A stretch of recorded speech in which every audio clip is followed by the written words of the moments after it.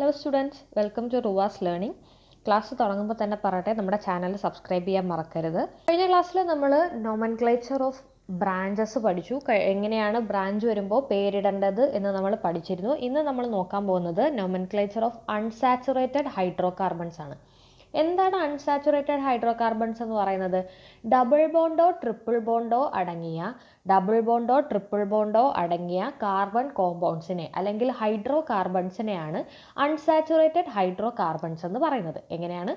Double ബോണ്ടോ triple ബോണ്ടോ അടങ്ങിയിട്ടുള്ള കാർബൺ കോമ്പൗണ്ട്സ് ഹൈഡ്രോ കാർബൺസിനെയാണ് അൺസാച്ചുറേറ്റഡ് ഹൈഡ്രോ കാർബൺസ് എന്ന് പറയുന്നത്.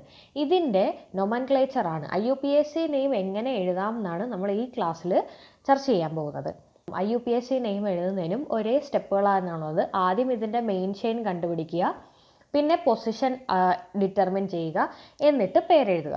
ഇതിനകത്ത് നമ്മൾ പ്രധാനമായിട്ടും നോക്കേണ്ട ഒരു കാര്യം എന്ന് പറഞ്ഞു കഴിഞ്ഞാൽ, ഇതിൻ്റെ പൊസിഷൻ നമ്പർ ചെക്ക് ഇടുമ്പോൾ പൊസിഷൻ നമ്പർ നമ്മൾ ഈ ഒരു കാർബൺ ചെയിനിന് ഇട്ട് കൊടുക്കുമ്പോൾ ഡബിൾ ബോണ്ട് അല്ലെങ്കിൽ ട്രിപ്പിൾ ബോണ്ട് വന്നിട്ടുള്ള കാർബണുകളിൽ ഏറ്റവും ചെറിയ നമ്പർ വരാൻ ശ്രദ്ധിക്കുക എന്നത് മാത്രമാണ് ഇതിനകത്ത് ഒരു പ്രത്യേകമായി പറയാനുള്ളത്.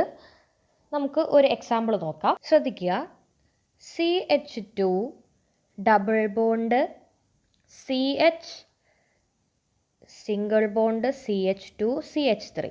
ഇതൊരു അൺസാച്ചുറേറ്റഡ് കോമ്പൗണ്ട് ആണ്. എന്തുകൊണ്ടാണ് അങ്ങനെ മനസ്സിലായത്?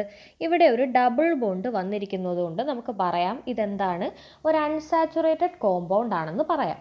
ഈ അൺസാച്ചുറേറ്റഡ് കോമ്പൗണ്ടിന് ആദ്യം ഇത് ഒറ്റ ചെയിനല്ലേ ഉള്ളൂ, അപ്പോൾ മെയിൻ ചെയിൻ നമുക്ക് ഓൾറെഡി കൊടുത്തിട്ടുണ്ട്. ഇനി രണ്ടാമത്തെ പ്രശ്നം അല്ലെങ്കിൽ രണ്ടാമത്തെ സ്റ്റെപ്പ് എന്ന് പറയുന്നത് ഇതിൻ്റെ പൊസിഷൻ ഡിറ്റർമിൻ ചെയ്യുക എന്നുള്ളതാണ്. ഇതിനു വേണ്ടി ശ്രദ്ധിക്കുക, ഞാൻ ഇവിടുന്ന് ലെഫ്റ്റിൽ നിന്ന് റൈറ്റിലേക്ക് ആദ്യം ഇതിൻ്റെ പൊസിഷൻ കൊടുക്കുന്നു. 1 2 3 4. ഇനി തിരിച്ച് 1 2 3 4.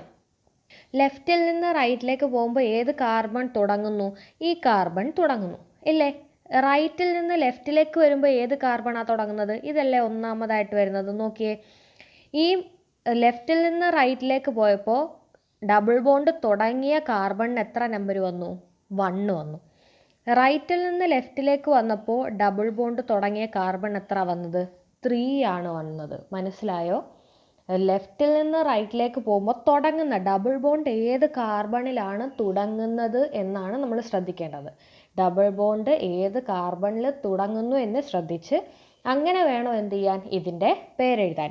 ഈ ലെഫ്റ്റിൽ നിന്ന് റൈറ്റിലേക്ക് പോയപ്പോൾ ഇവിടെ 1ഉം വന്നു, റൈറ്റിൽ നിന്ന് ലെഫ്റ്റിലേക്ക് വന്നപ്പോൾ ഇവിടെ 3ഉം വന്നു. അങ്ങനെയാണ് ഇതിൻ്റെ പൊസിഷൻ എന്ത് ചെയ്യുന്നത്, നമ്മൾ ഡിറ്റർമിൻ ചെയ്യുന്നത്.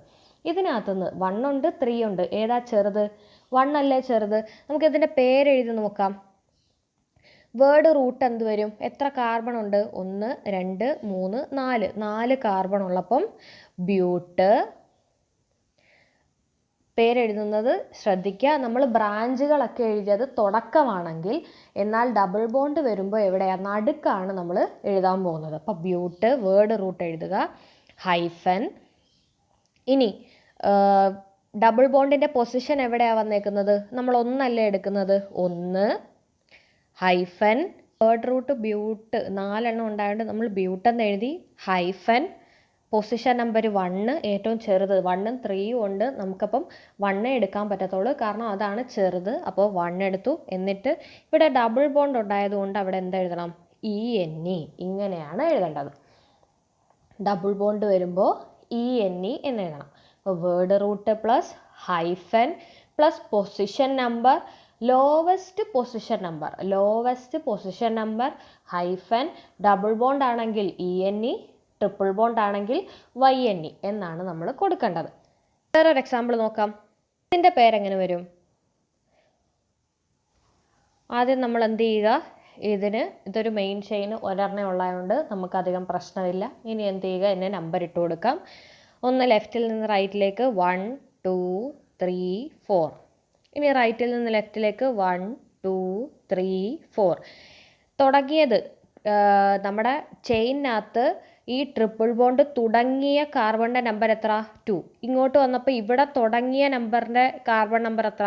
2 ആണ് വന്നേക്കുന്നത്. അപ്പോൾ നമുക്ക് സിമ്പിളായിട്ട് പേരെഴുതാം. ബ്യൂട്ട് -2 YNE എന്നെഴുതാം. ബ്യൂട്ട് 2 അയിൻ എന്ന് നമുക്ക് എഴുതാം. ഈ ഒരു എക്സാമ്പിൾ നോക്കിയേ. Total number of carbon atoms in this chain. ഈ ചെയിനിൽ എത്ര കാർബൺ ആറ്റംസ് ഉണ്ട്? 4. വേർഡ് റൂട്ട് അപ്പം എന്ത് വരും? ബ്യൂട്ട് എന്ന് വരും. ഇനി the correct position number of carbon atom having double bond. അപ്പം ഡബിൾ ബോണ്ട് തുടങ്ങുന്ന കാർബൺ ആറ്റത്തിൻ്റെ നമ്പർ പറയാനാ, പൊസിഷൻ പറയാനാ. ലെഫ്റ്റിൽ നിന്ന് റൈറ്റിലോട്ട് നോക്കുമ്പോഴോ 2, റൈറ്റിൽ നിന്ന് ലെഫ്റ്റിലോട്ട് നോക്കുമ്പോഴോ 2 ആണല്ലോ. ഇനി സഫിക്സ് എന്ന് പറഞ്ഞു കഴിഞ്ഞാൽ നമ്മളുടെ ഡബിൾ ബോണ്ടാണോ ട്രിപ്പിൾ ബോണ്ടാണോ വരുന്നത് എന്നതിനനുസരിച്ചാണ് സഫിക്സ് മാറുന്നത്. അപ്പോൾ ഇവിടെ സഫിക്സ് ഇവിടെ ഡബിൾ ബോണ്ട് അല്ലേ, ഡബിൾ ബോണ്ട് ആകുമ്പോൾ എന്തെഴുതും?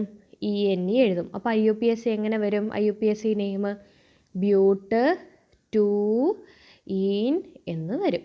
ആദ്യം നമ്മൾ എഴുതിയ സ്ട്രക്ചറിൻ്റെ പേര് ബ്യൂട്ട് 1 ഈൻ എന്നും ഇപ്പോൾ നമ്മൾ എഴുതിയ സ്ട്രക്ചറിൻ്റെ പേര് ബ്യൂട്ട് 2 ഈൻ എന്നും അല്ലേ?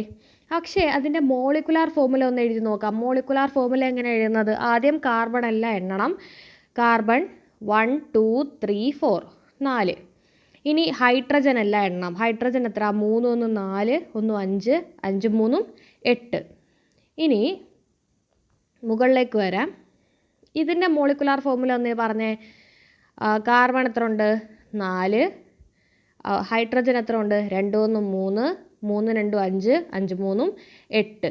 രണ്ടിൻ്റെയും മോളിക്കുലാർ ഫോർമുല എത്ര തന്നെയാണ് വന്നേക്കുന്നത്? C4H8 തന്നെയാണ്. പക്ഷേ അവരുടെ പേരിനകത്ത് വ്യത്യാസം വന്നു. കാരണം എന്തുകൊണ്ടാണ്? അവിടെ എന്തുകൊണ്ടാണ്? How do they differ in there structure. ആ സ്ട്രക്ചറിനകത്ത് ഒരു ഡിഫറൻസ് ഉണ്ടായത് എന്തുകൊണ്ടാണ്? പൊസിഷൻ മാറ്റം കൊണ്ട്. എന്തിൻ്റെ പൊസിഷൻ മാറ്റം?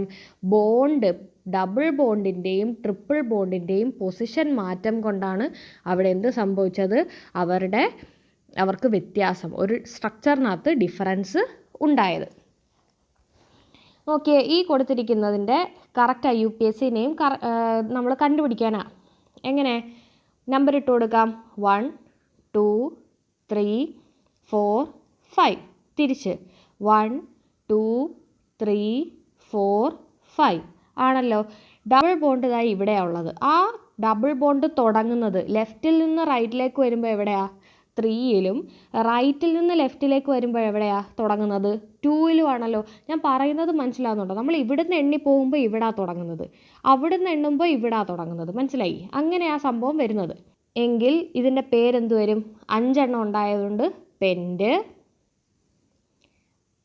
പെൻഡ് ഹൈഫൻ ചെറിയ നമ്പർ എടുക്കണം. 2 ഡബിൾ ബോണ്ട് ഉണ്ടായതുകൊണ്ട് ENE പെൻഡ് 2 ഈൻ. ഇതായിരിക്കും ശരിയായിട്ടുള്ള IUPAC നെയിം വരുന്നത്. ട്രിപ്പിൾ ബോണ്ട് നമ്മൾ നേരത്തെ പറഞ്ഞിരുന്നു. അത് വെച്ച് നമുക്ക് ഇതൊന്ന് ചെയ്ത് നോക്കാം. What is the molecular formula? ആദ്യം ചോദിച്ചിരിക്കുന്നത് ഇതിൻ്റെ മോളിക്കുലാർ ഫോർമുല എഴുതാനാ. മോളിക്കുലാർ ഫോർമുല എഴുതുന്നത് എങ്ങനെയാണ്? ആദ്യം കാർബണുകളല്ല എണ്ണണം. കാർബൺ 1 2 3 4 4 കാർബൺ ഉണ്ട്. ഹൈഡ്രജൻ എത്ര ഉണ്ടെന്നുണ്ട്? 1 2 1 2 3 3 3 6. C4H6 ആണ് എന്ത് വരുന്നത്? ഈ ഒരു സ്ട്രക്ചറിൻ്റെ മോളിക്കുലാർ ഫോർമുല വരുന്നത്. To which category does this belong? അപ്പം ഇവിടെ നമ്മൾ നോക്കി, ഇവിടെ ട്രിപ്പിൾ ബോണ്ട് ഉണ്ട്. ട്രിപ്പിൾ ബോണ്ട് ഉണ്ടെങ്കിൽ അവരെ നമ്മൾ എന്തെന്ന് വിളിക്കും? ആൽക്കൈൻസ് എന്ന് വിളിക്കും. എന്ത് വിളിക്കും? ആൽക്കൈൻസ് എന്ന് വിളിക്കും. ഇവരുടെയും പേരെഴുതുന്നത് നോക്ക്. Word root hyphen position hyphen suffix ഏതാണ്? YNE. ഡബിൾ ബോണ്ട് ആണെങ്കിൽ അതെന്താണ്? ENE. ട്രിപ്പിൾ ബോണ്ട് ആകുമ്പം YNE. അപ്പോൾ ഇതിൻ്റെ പേരെഴുതുന്നത് നോക്ക്. Number of carbon atoms in this chain. എത്ര കാർബൺ ആറ്റം ഉണ്ട്? 4. അപ്പോൾ വേർഡ് റൂട്ട് എന്ത് വരും? ബ്യൂട്ട് എന്ന് വരും. ഇനി position, correct position of carbon atom triple bond തുടങ്ങുന്ന കാർബൺ ആറ്റത്തിൻ്റെ പൊസിഷൻ എത്രയാണ്? ഇവിടെ നോക്ക്, CH ഇവിടെയാണ് ട്രിപ്പിൾ ബോണ്ട് വരുന്നത്. അപ്പോൾ തുടങ്ങുന്നത് 1ഉം തിരിച്ച് റൈറ്റിൽ നിന്ന് ലെഫ്റ്റിലേക്ക് വരുവാണെങ്കിൽ തുടങ്ങുന്നത് ഇവിടെയാണ് ആണല്ലോ. അപ്പോൾ നമ്മുടെ പൊസിഷൻ എന്തെഴുതും? 1 എന്ന് എഴുതും. സഫിക്സ് എന്താണ്? YNE. അപ്പോൾ IUPAC നെയിം എന്ത് വന്നു? ബ്യൂട്ട് 1 അയിൻ എന്ന് വന്നു. Write structural formula of another alkyne with molecular formula C4H6. C4H6 വരുന്ന വേറൊരു എന്ത് വരയ്ക്കാനാണ് പറഞ്ഞിരിക്കുന്നത്? ഒരു മോളിക്കുലാർ ഫോർമുല C4H6 വരുന്ന മറ്റൊരു സ്ട്രക്ചർ വരയ്ക്കാനാണ് പറഞ്ഞിരിക്കുന്നത്. അതെന്ത് ചെയ്താൽ മതി? വെറുതെ നമ്മളുടെ ഈ ട്രിപ്പിൾ ബോണ്ട് എടുത്ത് മറ്റൊരു പ്ലേസിലേക്ക് ഇട്ട് കൊടുത്താൽ മതി. നോക്കിയേ, CH2 single bond, C triple bond, C CH3. ഇതിൻ്റെ IUPAC നെയിം എന്ത് വരും? 1 2 3 4 4 ഉണ്ടായതുകൊണ്ട് ബ്യൂട്ട്. ഇനി നമ്പർ ഇട്ട് കൊടുക്കാം. 1 2 3 4 1 2 3 4. എവിടെയാണ് തുടങ്ങുന്നത്? ഇവിടെ 2-ൽ തുടങ്ങും, ഇവിടെയും 2-ൽ തന്നെയാണ് തുടങ്ങുന്നത്. അപ്പോൾ ബ്യൂട്ട് 2YNE ട്രിപ്പിൾ ബോണ്ട് ഉണ്ടായത് എങ്ങനെ വരും? YNE എന്ന് വരും. അവിടെയും എന്ത് ഡിഫറൻസാണ് വന്നേക്കുന്നത്? പൊസിഷനിലുള്ള ഡിഫറൻസ് ആണ് വന്നേക്കുന്നത്. The position of triple bond in carbon chain is different. അപ്പോൾ നമുക്ക് നേരത്തെ ഡബിൾ ബോണ്ടിൻ്റെ കാര്യത്തിലും ഇത് തന്നെ പറയാം. എന്ത്? Position of double bond in carbon chain is different. അപ്പോൾ മോളിക്കുലാർ ഫോർമുല ഒരേപോലെ വരികയും സ്ട്രക്ചറൽ ഫോർമുല ഡിഫറൻ്റ് ആയി വന്നു കഴിഞ്ഞാൽ, അങ്ങനെ ഒരു ചോദ്യം വരികയാണെങ്കിൽ നമുക്ക് എന്ത് പറയാം? അവിടെ ഒന്നെങ്കിൽ പൊസിഷൻ എന്തായിരിക്കും? ഡിഫറൻ്റ് ആയിരിക്കും. അതുകൊണ്ടാണ് അവർക്ക് എന്ത് വന്നത്? സ്ട്രക്ചറിൽ ഡിഫറൻസ് വന്നത്. ഒന്ന് ചെയ്യാം. കൊടുക്കാം.